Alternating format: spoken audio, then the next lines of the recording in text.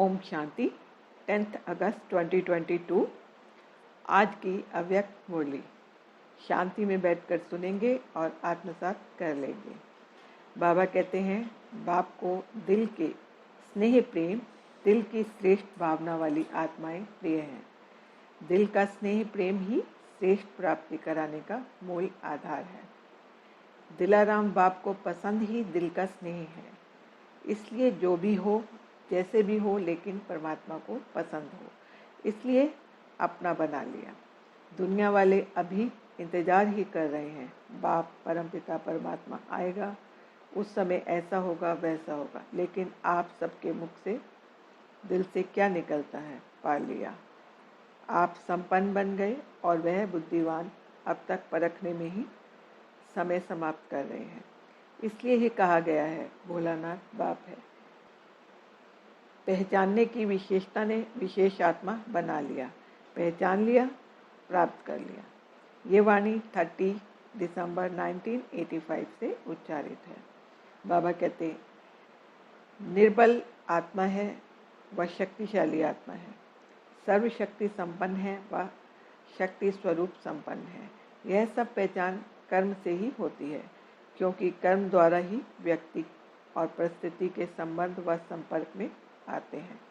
इसलिए नाम ही है कर्म क्षेत्र, कर्म संबंध, कर्म इंद्रियां, कर्म भोग, कर्म योग।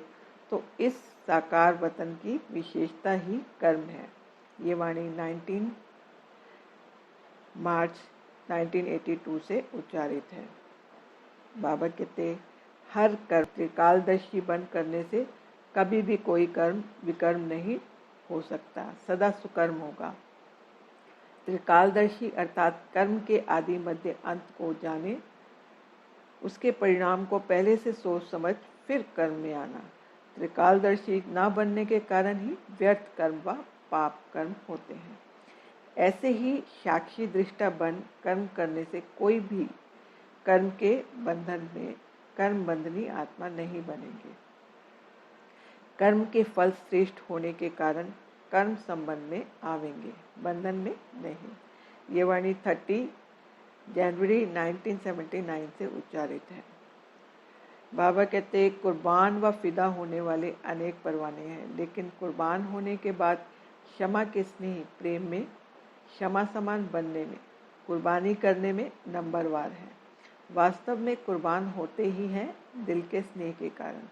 दिल का स्नेह और स्नेह, इसमें भी अंतर है। स्नेह प्रेम सभी का है, स्नेह के कारण कुर्बान हुए हैं। दिल के स्नेही बाप के दिल की बातों को व दिल की आशाओं को जानते भी हैं और पूर्ण करते हैं। दिल के स्नेही दिल की आशाएं पूर्ण करने वाले हैं। दिल के स्नेही अर्थात जो बाप के दिल ने कहा और बच्चों के दिल में समाया, और जो दिल में समाया वह कर्म में स्वतः ही होगा। स्नेही आत्माओं के कुछ दिल में समाता है, कुछ दिमाग में समाता है। जो दिल में समाता है वह कर्म में ले आते हैं, जो दिमाग में समाता है उसमें सोच चलता है कि कर सकेंगे व नहीं, करना तो है, समय पर हो ही जाएगा। ऐसे सोच चलने के कारण सोच तक ही रह जाता है, कर्म तक नहीं होता। ये वाणी 31 मार्च 1988 से उच्चारित है। अच्छा, ओम शांति। शुक्रिया बाबा, शुक्रिया।